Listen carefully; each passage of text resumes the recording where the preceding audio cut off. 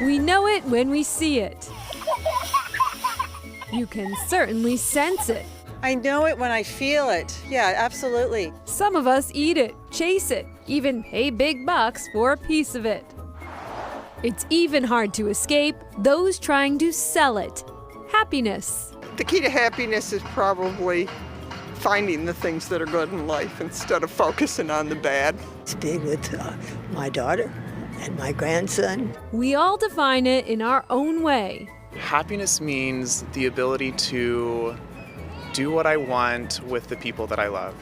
Or maybe we don't. I think people kind of value, at their core, a lot of the same things, and a lot of the same things make a lot of people happy in general. Family, jobs, money, purpose, religion. The path to everlasting joy can sometimes be elusive. So, can you find it? Perhaps it is a place. Massachusetts ranks as the 7th happiest state, and among the happiest towns, Northborough, Needham, Winchester, Sharon, and at the top of that list, you'll have to head west to a tiny town on the border of Connecticut, Longmeadow. Would you agree? Yes. Okay, why? Good people, quaint neighborhood, good restaurants, good food, no crime. That's where we caught up with Ken Miller, who says true happiness is freedom. When are you the happiest? Oh, pretty much when I'm doing what I like. Maybe your zip code is the key, but some studies suggest the extra pep in your step may be more about your DNA code. About half of our happiness seems to be linked to genetics, and so that basically means that some people have a head start. I think of it like metabolism. There are people who have a wonderful metabolism. They can eat whatever they want and they never gain any weight. But there are other people who have to struggle. And the good news is there are lots of empirical things that we do know have been scientifically proven to make us happy. That's the good news, according to Catherine Sanderson, professor at Amherst College and author of The Positive Shift.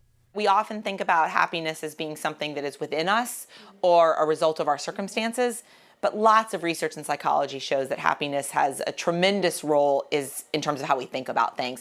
In fact, science says the happiness pie is only made up of 10% circumstances. And if it is indeed 50% genetic, that leaves us all with a 40% option to dig into our own good mood. So, where do we begin?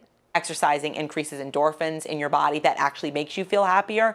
It also is the case that people who are exercising can feel better not only while they're doing it, but it actually lasts. So it can be a mood boost throughout the day.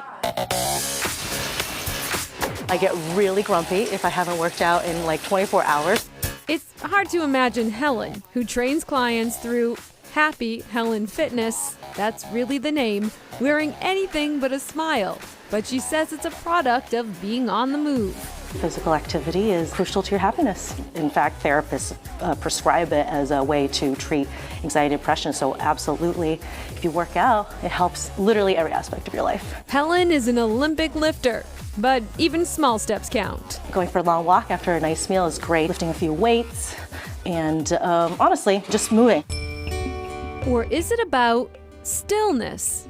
Everyone wants to be happy. And then generally we think we have to arrange our lives in a certain way in order to achieve that happiness. So if I live in this place, if I have this type of job and these type of friends, you sort of arrange all these things, right?